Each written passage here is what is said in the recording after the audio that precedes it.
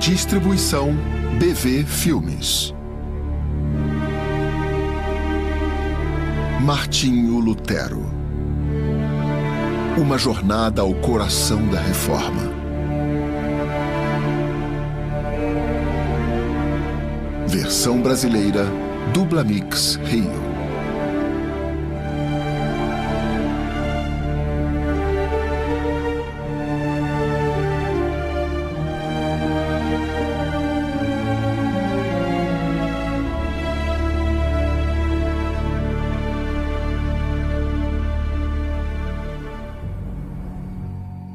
Quando o ousado protesto de Martinho Lutero foi pregado nas portas da Igreja Castelo, em Wittenberg, Alemanha, ele tinha pouca noção da tempestade que cairia em consequência. O evento mexeu com as fundações da Igreja medieval e mudou o mundo religioso e político para sempre.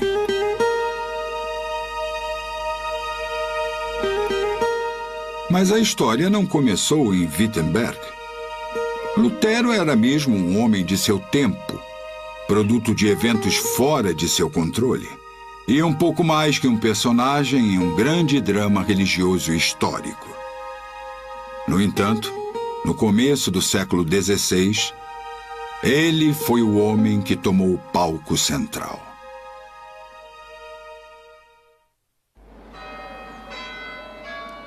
Lutterworth, Inglaterra.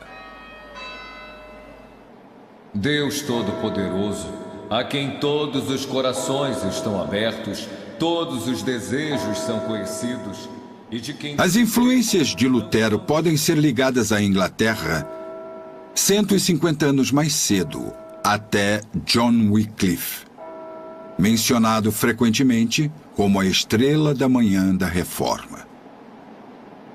Wycliffe, um literato, foi expulso de sua posição como tutor em Oxford porque questionou uma série de doutrinas fundamentais da Igreja.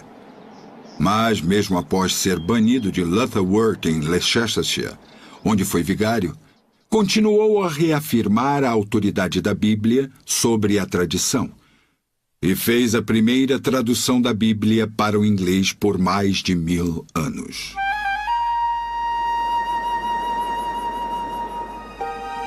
No tempo de Lutero, a Igreja ainda se mantinha exigindo obediência inquestionável e, normalmente, a recebia. No entanto, as ações de Lutero, ou melhor, sua reação a um monge chamado Tetzel, o vendedor de indulgências, foi para diminuir o poder da Igreja e acender uma luz que iluminaria toda a Europa e depois o mundo.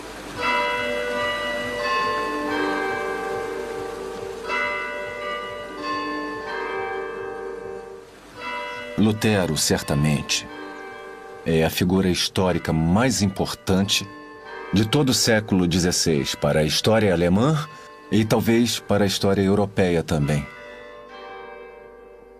É um fato impressionante que mais livros tenham sido escritos sobre Martinho Lutero do que sobre qualquer outro ser na Terra. E ainda assim, quando pensamos nisso, ele era tão comum quanto um lenhador, com as mesmas esperanças, as mesmas dúvidas e os mesmos temores. Lutero era um homem comum, e ele seria o primeiro a reconhecer isso. O maior dos homens, o melhor dos homens, alguém o disse, é, na melhor das hipóteses, um homem comum. E Lutero não era a exceção. Mas ele foi um homem que Deus usou, era um indivíduo que buscou uma paz espiritual. A vida dele, até sua conversão, foi uma busca em suas palavras por um Deus gracioso.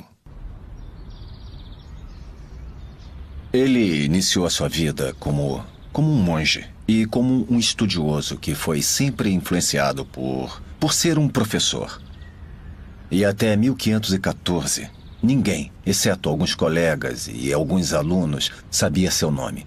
Mas quando ele começou com suas 95 teses contra o uso de indulgências, ele realmente quebrou a estrutura da Igreja Romana tradicional que se manteve por pelo menos 1000 anos na forma como Lutero a encontrou.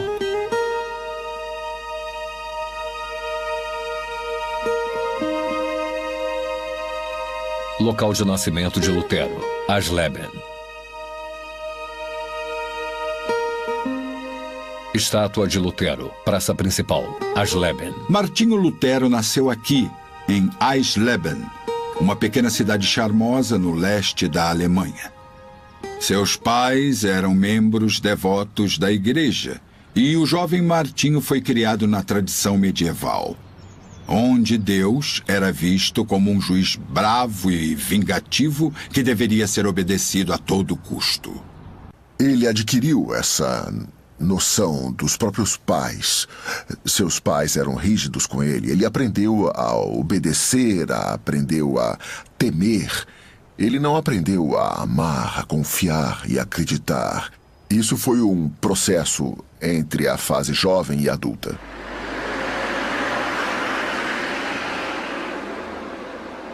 A antiga Universidade de Erfurt.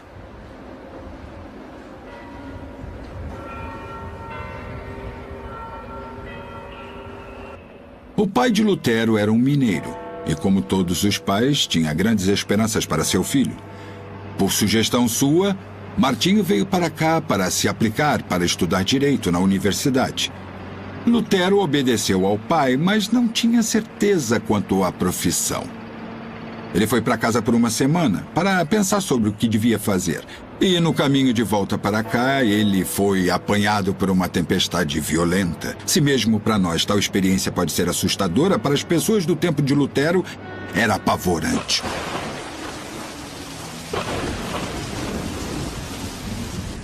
Ele não conhecia as explicações atmosféricas, fisiológicas, meteorológicas, de raios e de trovões. Aquilo representava a ira entre Deus e os anjos. Então, em desespero absoluto, ele se refugiou embaixo de uma árvore, o que, todos sabemos, foi uma burrice de se fazer. Mas para ele representava um refúgio, e ele fez um juramento. Me ajude, Santa Ana, vou me tornar um monge. Santa Ana era padroeira dos mineiros. E já que essa era a profissão do pai de Lutero, era provavelmente a santa que ele conhecia melhor. E naquele momento de angústia terrível, sua esperança mais imediata de acesso a um Deus temível. Vou me tornar um monge. E isso para ele era render-se de toda a ambição, esperança, prospectos, futuro. Ele ia entregar sua vida para salvar sua vida. Então, contra a vontade de seu pai, e para honrar sua promessa a Santa Ana, ele entrou para o monastério agostiniano. Ele tinha 21 anos. No monastério, ele demonstrou zelo e entusiasmo que ultrapassou muitos de seus contemporâneos. Nenhuma tarefa era degradante demais, nada estava abaixo dele, já que ele trabalhava e buscava por uma retidão que o tornaria aceitável à vista de Deus. Ele esfregava o chão, batia nas próprias costas e não encontrava paz para sua alma. Ele falou com von Staupitz, seu superior monástico, que era itinerante, viajando por vários monastérios, checando a administração, e recebeu a sugestão de que deveria aprender a confiar em Deus, aprender a crer em Deus, um pensamento novo para ele.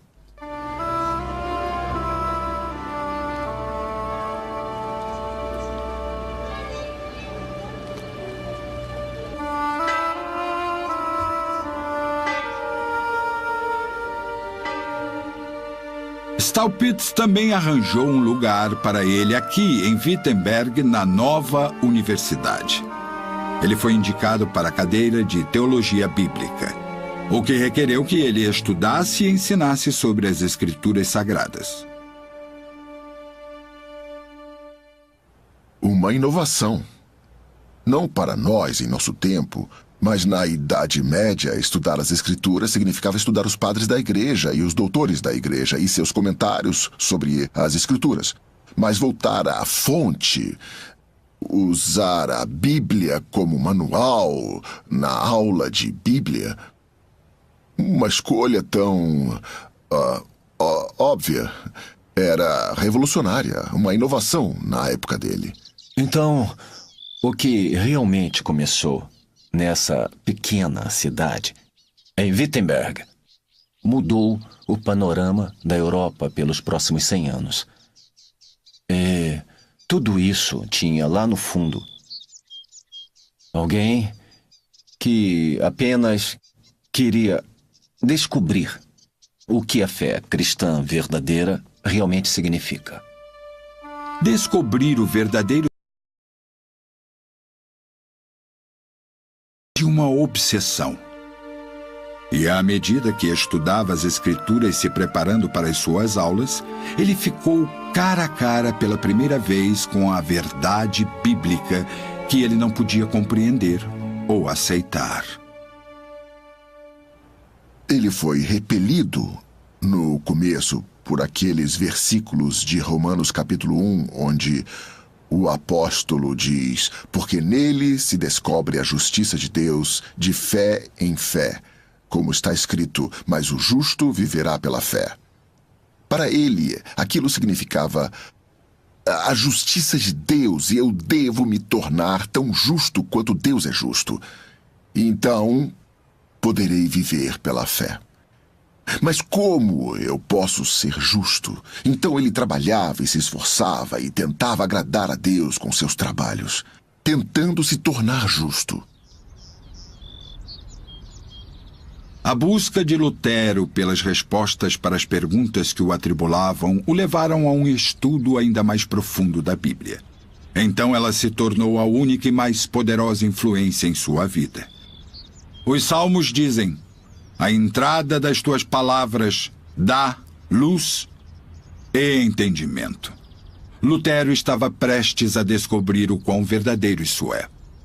Se existe um texto que, para mim, sintetiza a vida e os trabalhos de Lutero, é a palavra do servo ao patriarca que foi enviado para encontrar uma noiva para o filho de Abraão, Isaque. Ele disse: quanto a mim, o Senhor me guiou no caminho. Ele não sabia aonde estava indo, ele não sabia tudo do princípio ao fim, mas ele estava no caminho. Ele uma vez disse: foi como se Deus colocasse vendas de cavalos nos meus olhos. Você sabe, vendas de cavalos para impedir que o cavalo olhe e se distraia de um lado para o outro, para que eu não temesse o que os homens pudessem fazer comigo. E ele disse: foi como se eu trabalhasse empurrado por uma mão atrás de mim. Ele estava interessado, primeiramente e por fim, na conexão pessoal entre ele mesmo e Cristo. A questão de como tornar o homem pecador, o eu pecador, em alguém que vai para o céu depois de sua morte. O estudo dele da Bíblia continuou, assim como sua procura por paz de espírito e de mente. Lentamente, como que às escondidas, a luz da verdade começou a nascer no coração e mente do jovem monge agostiniano.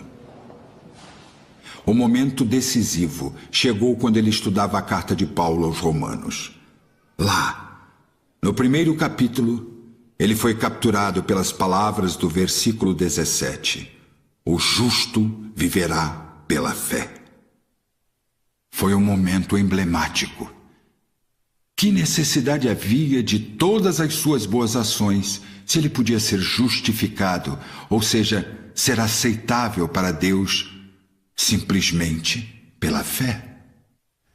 É um belo princípio que a Bíblia seja a sua própria e melhor intérprete. E foi quando ele preparava palestras sobre os Salmos que ele chegou ao Salmo 31, que descreve Davi fugindo de Saul. já no seu limite, incapaz de se conter e clamando por ajuda. E ele diz: em ti, Senhor, me refugio, nunca seja eu envergonhado, livra-me pela tua justiça. Finalmente ele percebeu. A justiça que ele precisava não era uma coisa que ele poderia alcançar com seu próprio esforço. Ela já era provida por Deus através de Jesus Cristo. Só o que ele tinha que fazer era recebê-la pela fé. Para Lutero, isso era eureka, encontrei, isso era a liberdade, isso era o entendimento. E tudo o que esperava agora era uma chance de proclamá-lo, e essa oportunidade veio no questionamento das indulgências.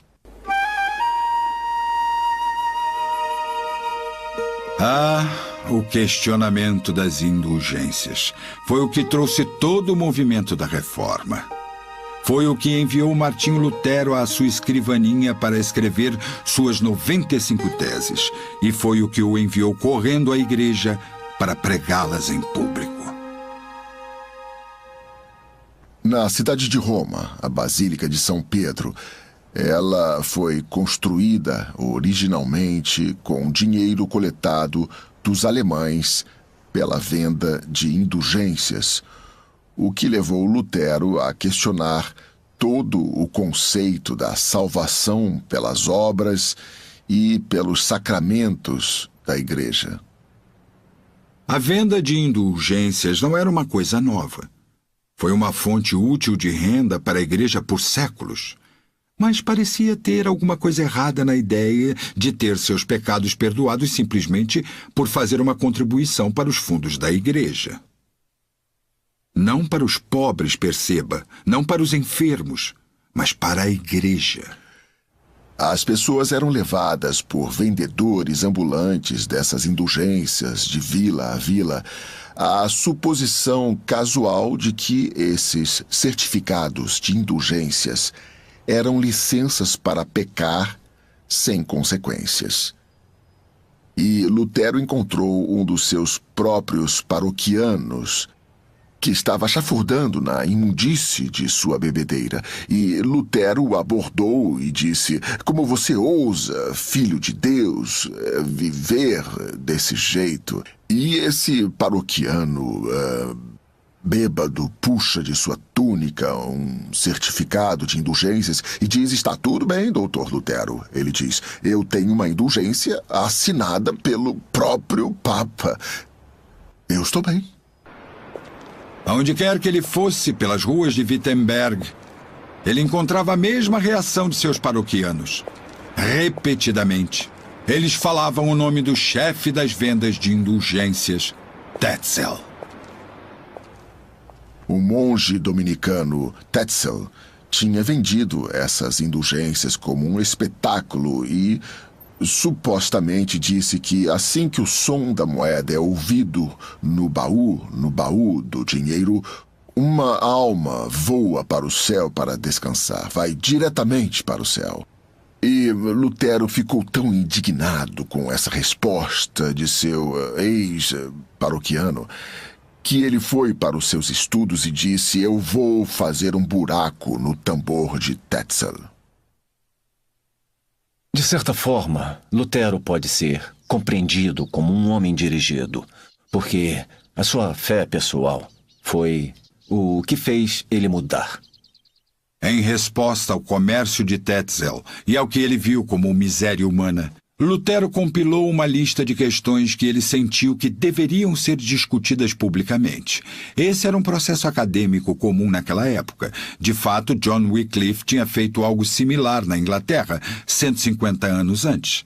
Debates eram populares, multidões de estudantes e cidadãos se reuniam para escutá-los, e heróis eram aplaudidos como campeões do esporte.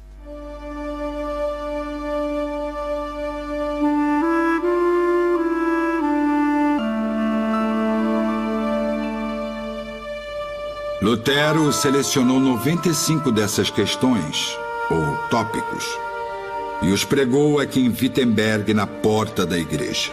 numa véspera do dia de Todos os Santos, 31 de outubro de 1517.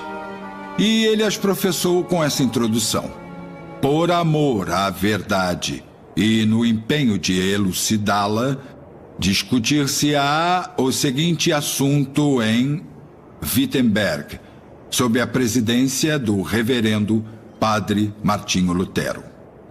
E ele convidou todos que quisessem ir e participar.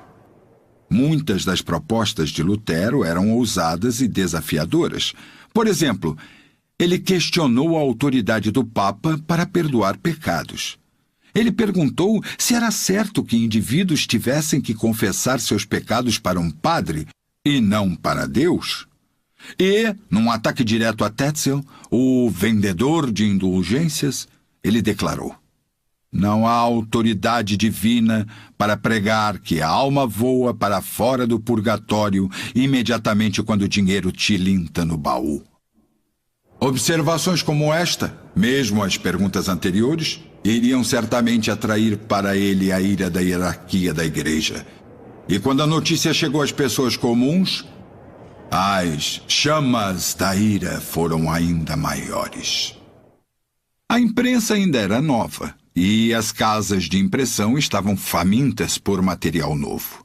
As propostas de Lutero foram publicadas em alemão e enviadas pela terra. Muito rapidamente o nome do monge rebelde estava nos lábios de todos, e as pessoas comuns, como as pessoas comuns fazem, pareciam ter um prazer peculiar em ver alguém dar uma pancada na autoridade.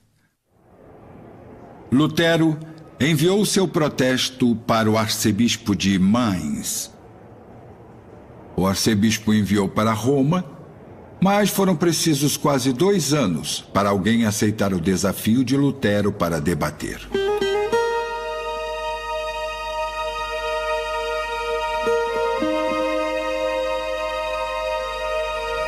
Mas esse dia chegou na Universidade de Leipzig, quando o teólogo católico alemão John Eck pegou as teses e postulou a autoridade dos padres da igreja contra elas. Eck narrava seus argumentos por vários minutos, citando os padres e doutores da igreja. E Lutero ouvia, então respondia: você falou muito vigorosamente, mestre Eck. Você citou Agostinho, Aquino e Boaventura, mas São Paulo diz... E com um único versículo das Escrituras, Lutero efetivamente acabou com os argumentos de Eck. Então, veja bem, Lutero estava exercitando a autoridade primária das Escrituras.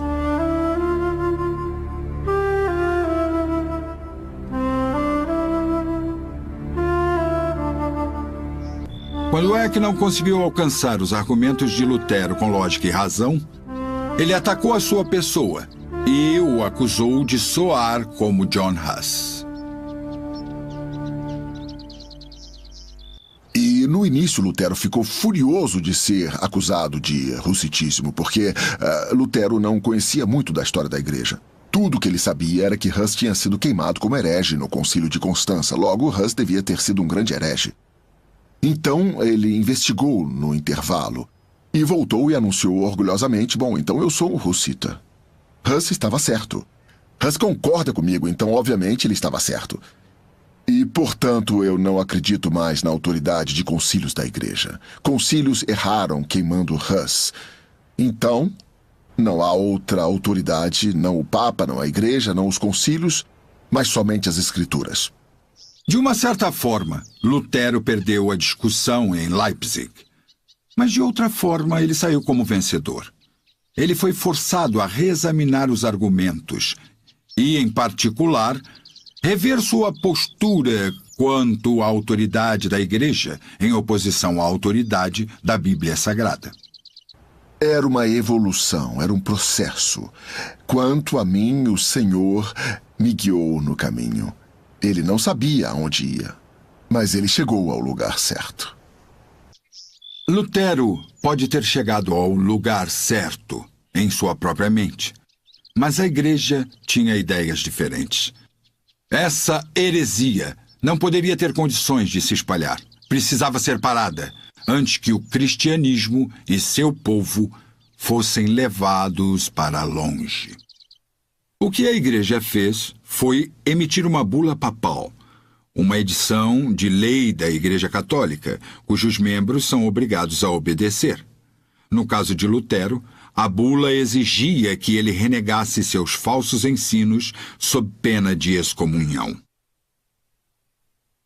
A reação de Lutero a essa ameaça foi queimar publicamente a bula papal embaixo desse carvalho, juntamente com livros de leis da Igreja, alguns escritos por seus inimigos contra ele. Mas Lutero não estava apenas queimando livros, estava queimando ligações também.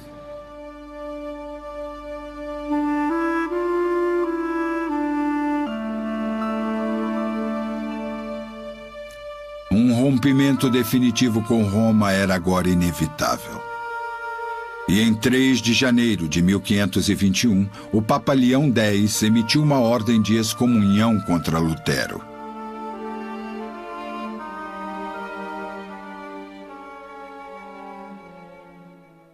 Ele era, agora, oficialmente um herege. E sua vida estava em perigo constante.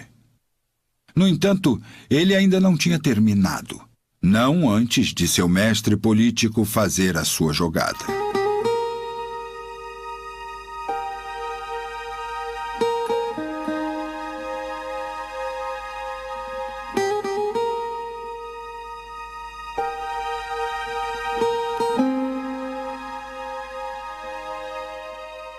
A Alemanha era composta por diversos pequenos estados, cada um com seu próprio governante, e eram todos ligados politicamente pelo Sacro Império Romano.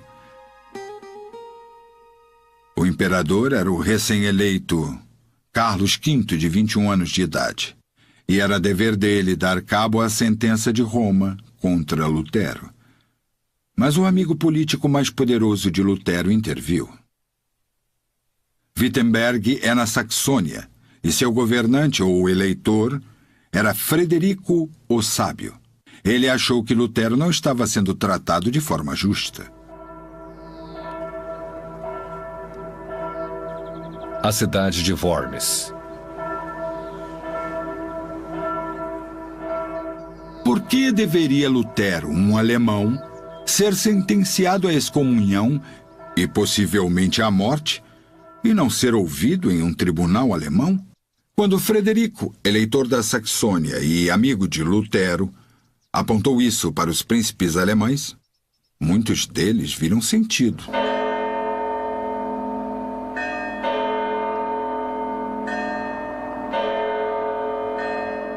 Acontece que a Dieta Imperial, ou Conselho Formal do Sacro Império Romano, se encontrava naquela época em Worms. Estava deliberando sobre numerosas questões, mas é lembrada hoje somente em conexão com Martinho Lutero. O imperador foi persuadido a ouvir o caso de Lutero, e ele foi intimado a comparecer diante da Dieta em 15 de abril de 1521.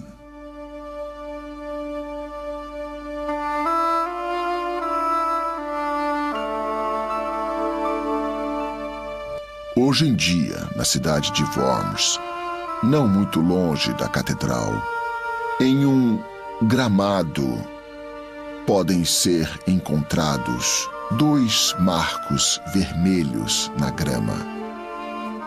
Um deles indica onde Lutero ficou, ante o trono imperial, e o outro indica onde o trono do imperador estava. Quando Lutero foi intimado a comparecer ante a Dieta Imperial, aqui, em Worms, lhe foi prometido salvo-conduto para entrar e sair da cidade. Mas seus amigos ficaram incomodados.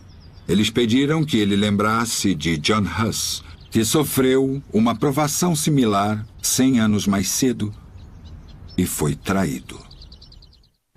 Lembre-se do ganso. A palavra Huss significa ganso em boêmio. E nós, na América, temos um ditado: mate o ganso ou queime o ganso. E isso veio da experiência de Hus. E os amigos de Lutero o lembraram. Lembre do ganso. Não confie no salvo-conduto imperial. E Lutero supostamente respondeu: eu não me importo. Minha confiança está no Senhor Jesus Cristo, não na palavra dos homens.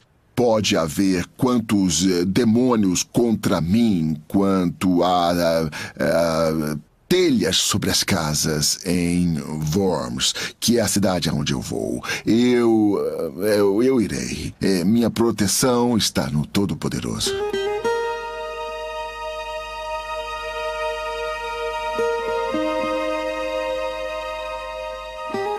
A jornada de Wittenberg até Worms é de mais de 480 quilômetros e hoje em dia levaria cerca de 3 semanas. Para Lutero era mais como uma parada da vitória. Em cada cidade em que passava era recebido com júbilo e aclamação. Ele pregou em Erfurt, Gotha e Eisenach. E quando finalmente chegou em Worms, foi novamente bem recebido por multidões animadas.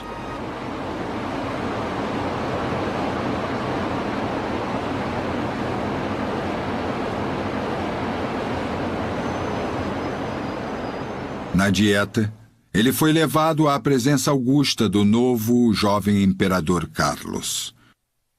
Carlos não tinha prática e era inexperiente nos assuntos de Estado, e sabia pouco sobre a lei. Na verdade, ele dependia mais dos príncipes alemães do que eles dele. Ele não podia lutar em suas guerras se não fosse pelo apoio dos príncipes alemães. E ele tinha guerras, os turcos ao leste e os franceses ao oeste. E agora ele tinha esses partidários de Lutero entre os príncipes. E eu realmente acredito que Deus o manteve ocupado, manteve esse jovem imperador ocupado demais para estrangular esse bebê da reforma em seu berço, como era, até que crescesse até sua juventude e não pudesse mais ser tão facilmente extinto. Quando a dieta se agregou, deve ter sido uma experiência assustadora para Lutero. Aparentemente uma voz solitária contra o mundo. Quem era ele para desafiar a autoridade de sua igreja e de seus padres? Lutero iniciou sua defesa na dieta de uma forma educada e deferente. Sereníssimo Senhor Imperador, ele começou. Ilustríssimos príncipes e graciosíssimos senhores, rogo-vos conceder uma audiência graciosa. E se por minha inexperiência eu negligenciar a dar a alguém seu título apropriado, façam a gentileza de me perdoarem. Eu sou um homem que passou sua vida não em tribunais, mas nas celas de um monastério. Eu imagino como seria esse conclave de igreja e Estado no nosso país. O paralelo seria ambas as casas do Congresso, a Suprema Corte, o Conselho Nacional de Igrejas, todos os poderes da terra. E esse simples monge alemão que tinha causado tantos problemas era trazido diante deles e recebeu 2 simples perguntas, enquanto cópias de seus escritos estavam diante dele na mesa. Esses trabalhos são seus? Sim. Você vai abjurá-los? Vai retratar-se? Ele foi questionado sobre isso num dia, ele não veio preparado para isso. Eu vim aqui esperando debater, discutir, que me mostrasse onde eu estou errado. E me dê um tempo. Ele queria tempo não para decidir se devia se retratar ou não, mas tempo para formar uma resposta no momento apropriado, para testemunhar apropriadamente sobre a graça de Deus. Eles lhe deram 24 horas. Lutero não escreveu um discurso. Em vez disso, passou a noite em oração. E voltou no dia seguinte para encarar as mesmas 2 perguntas. Esses são seus escritos e você vai se retratar? À primeira pergunta ele respondeu: sim, esses são os meus livros. E mesmo a bula papal emitida contra mim concorda que muitas das coisas escritas nele são inofensivas. À pergunta sobre se retratar por eles, ele disse: se eu começasse a abjurar, o que eu estaria fazendo além de condenar a verdade que é admitida tanto por meus amigos como por meus inimigos? Vocês querem que eu abjure a todos? Pensem no que estão dizendo. Seria negar algumas coisas que vocês dizem ser verdade. E eles não gostaram das distinções dele. Não, pedimos de você uma resposta simples. Certo, vocês pedem, darei uma a vocês. A não ser que me mostrem provas claras da Bíblia, ou por motivo certo, motivo regenerado, não seus sofismas, eu não vou abjurar a nada. Minha consciência, ele disse, é cativa da palavra de Deus. Ir contra a consciência não é nem certo, nem seguro. Ele quis dizer a palavra são. Vou enlouquecer se fizer isso. Ele podia dizer que ir contra a consciência não é certo, porque ele tinha acabado de dizer minha consciência é cativa da palavra de Deus. Sua consciência foi ensinada pelas Escrituras, logo, era um guia válido. Monumento da Reforma, Worms. A não ser que me seja mostrado pela palavra de Deus onde estou errado, não vou abjurar nada, disse Lutero. Novamente, com notável rebeldia, ele não estava se submetendo. Ele disse as palavras mais famosas da história da Reforma. Aqui estou. Não posso agir de outra forma. O senhor me ajude. É tão notável e tão surpreendente esse simples pronunciamento, sem medo, sem orgulho, mas sem se importar com as consequências, de dizer a verdade como ele a entendia. Havia desenhos em todos os lugares, inclusive os dos secretários que estavam transcrevendo o que era dito. Lutero se voltou para os poucos amigos que o acompanharam, esperando apoio e encorajamento. Mas, em vez disso, viu em seus rostos nada além de abandono e desespero. Pareciam estar dizendo: você conseguiu agora. Seu ganso foi cozido. Você está acabado.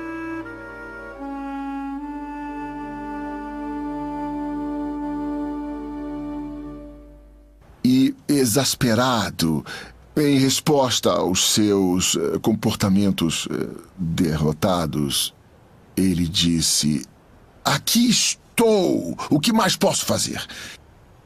E eu acho que, nesse ponto, os secretários, tendo catado suas penas ou o que fosse, começaram a juntar tudo e recapitular esses termos finais, como os temos agora em nossa nobre oratória. Aqui estou, não posso agir de outra forma, o Senhor me ajude. Amém.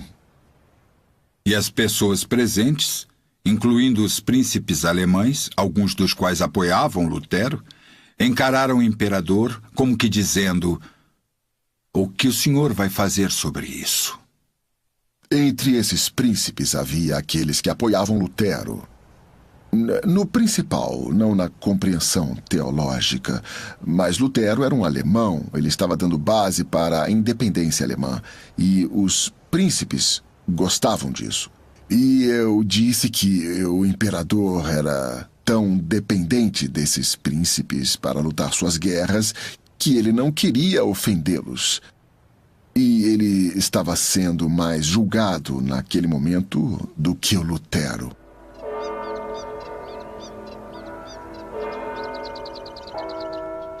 O imperador deu um sinal e os dois guardas levaram Lutero embora.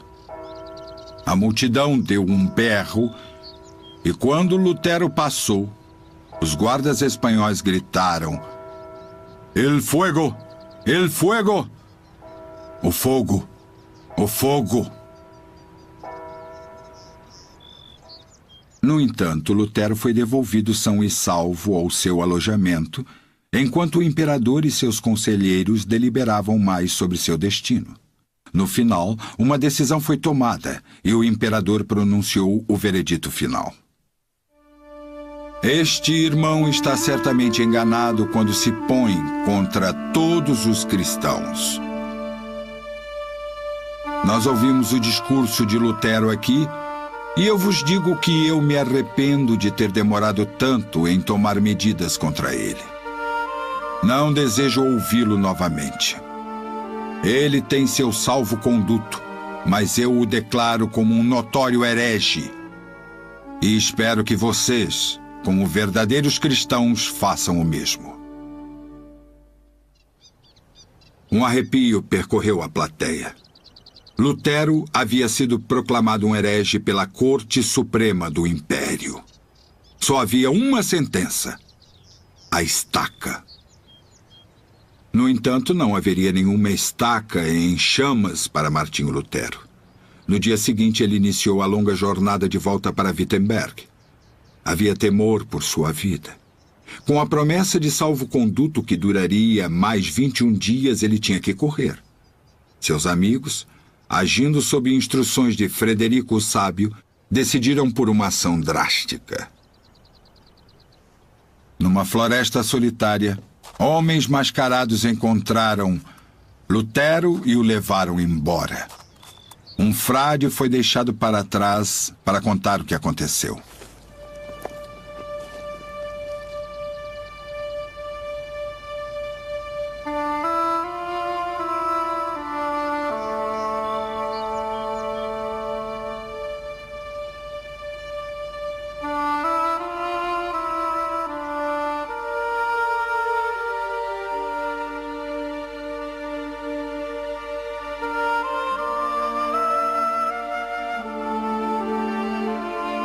Castelo de Wartburg, próximo a Eisenach.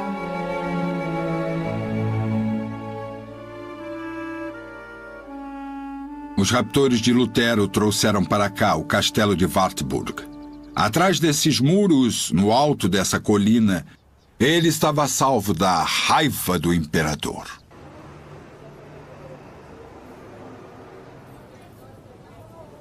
Ao longo das semanas seguintes, enquanto crescia cabelo na cabeça raspada do monge e uma barba também, Lutero adquiriu uma nova identidade. Ele se tornou Junker Jorge. Sua temporada em Wartburg não foi desperdiçada. Uma torrente de palavras fluíram de sua caneta atarefada. Sermões sobre as epístolas e evangelhos, ataques a vários oponentes da reforma e o mais importante, uma tradução do Novo Testamento. O trabalho de Lutero no Novo Testamento alemão se tornou o estabelecimento da linguagem literária alemã. E isso é interessante para mim porque era o século XVI.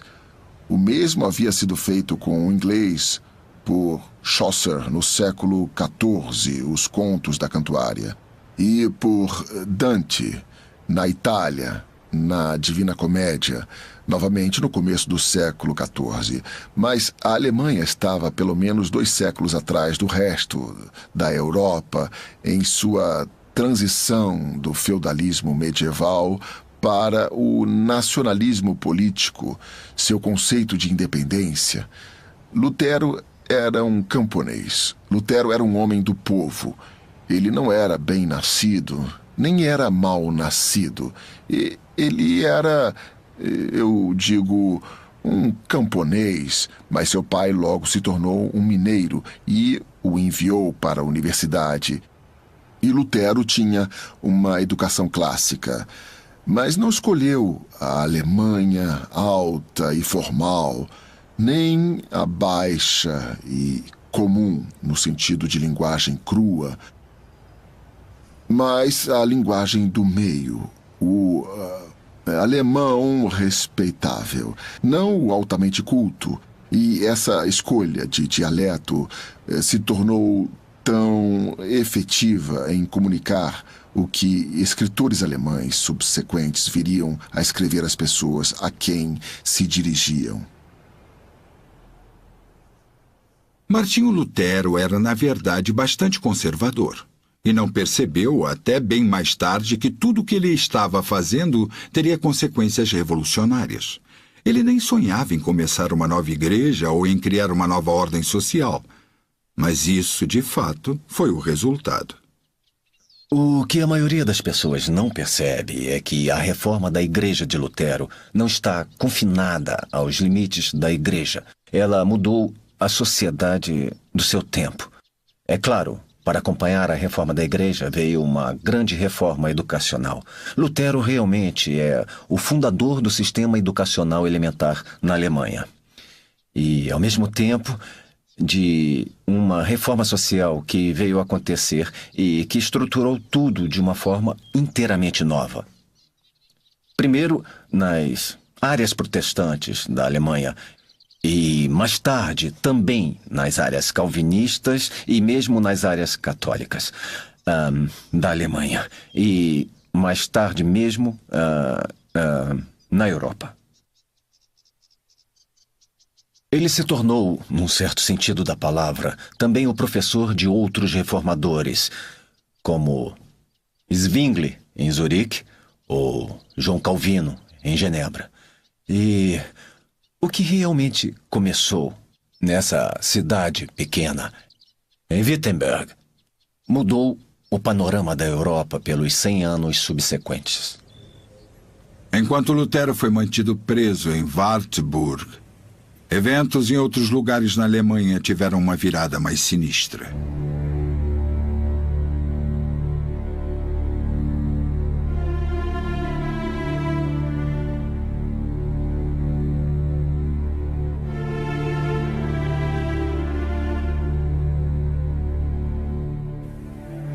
Radicais obstinados que não queriam deixar o processo de mudança se mover à sua própria velocidade começaram a quebrar igrejas, destruindo imagens e incitando revolução. Lutero se opôs a isso. Ele era mais conservador. Ele queria levar as coisas lentamente e deliberadamente. E acho que sabiamente. Bem, tendo uma ordem estabelecida em Wittenberg, foi percebido por ele e seus colegas que era inconsistente manter um monastério e um convento na cidade. Então ele começou a esvaziar o convento e prover um marido para cada uma das freiras. Tudo acabou bem com esses arranjos, até chegar a vez de Catarina von Bora, a filha de um nobre. Ela negou veementemente o partido arranjado para ela. Finalmente, com frustração, lhe foi perguntado: "Bem, quem você aceitaria?" E ela olhou para Lutero e disse o nome dele. E ele disse: "Não, impossível, eu estou banido do império, eu posso ser morto a qualquer dia. Eu não vou precipitar você do altar do casamento a um funeral. Não." E ela disse sim. E eles se casaram.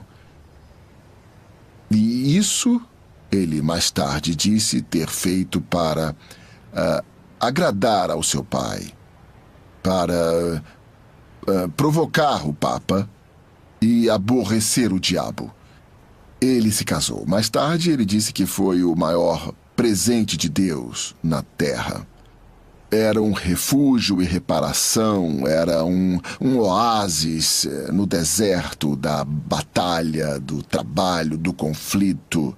Deus abençoou aquele lar. E ele se tornou o padrão do clero casado no mundo cristão moderno. O casamento de Lutero com Catarina von Bora foi uma das grandes influências estabilizadoras de sua vida.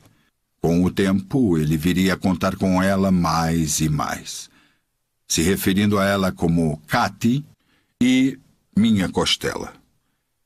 Ela administrava a casa com eficiência, assegurava que houvesse sempre algo na bolsa para emergências e cuidava e alimentava os estudantes sob instrução de Lutero.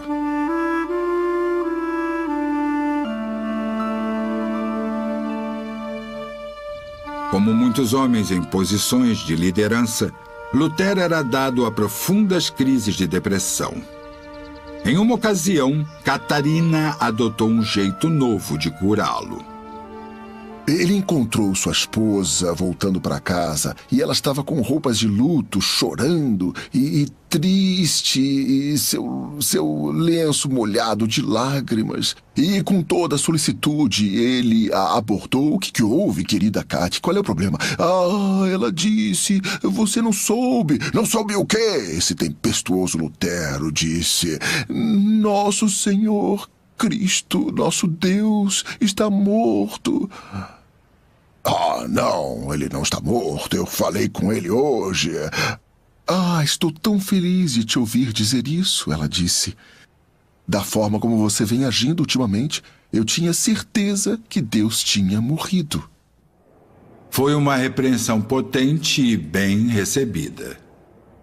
Certa vez, sofrendo um ataque do mal, tal foi a frustração de Lutero que foi dito que ele atirou um vidro de tinta no diabo. No entanto, esses momentos sombrios eram produtivos. Quando a crise de depressão veio sobre ele, Lutero dizia com frequência, então vou cantar o Salmo 46. Deus é o nosso refúgio e fortaleza, socorro bem presente na angústia. Pelo que não temeremos, ainda que a terra se mude e ainda que os montes se projetem para o meio dos mares. A depressão passou, a alegria voltou e o trabalho continuou. Inspirado pelo Salmo 46, Lutero escreveu o que viria a se tornar o hino da Reforma.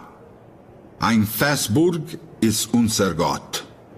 Castelo forte é o nosso Deus, espada e bom escudo. Com seu poder defende os seus em todo transe agudo.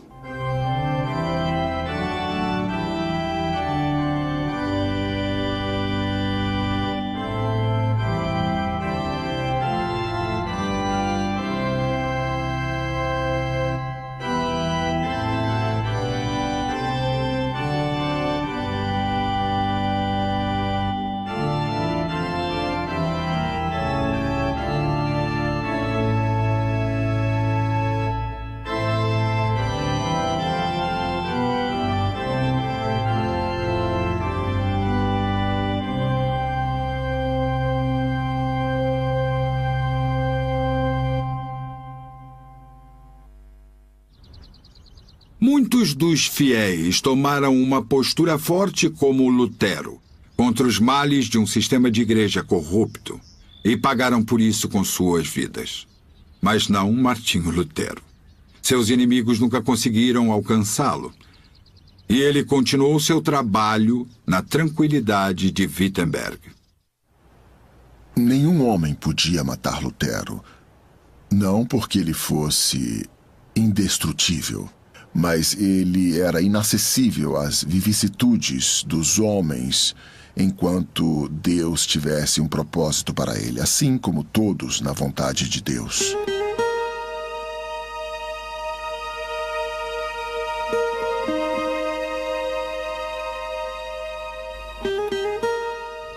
Martinho Lutero morreu tranquilamente em sua cidade natal, Eisleben, em 17 de janeiro de 1546. Tinha 62 anos. Muito pode ser dito sobre sua influência e legado. E seus tópicos têm sido assunto de muitos livros. Quando pensamos em Martinho Lutero hoje, automaticamente pensamos reforma. E isso deixou ao mundo seu próprio legado.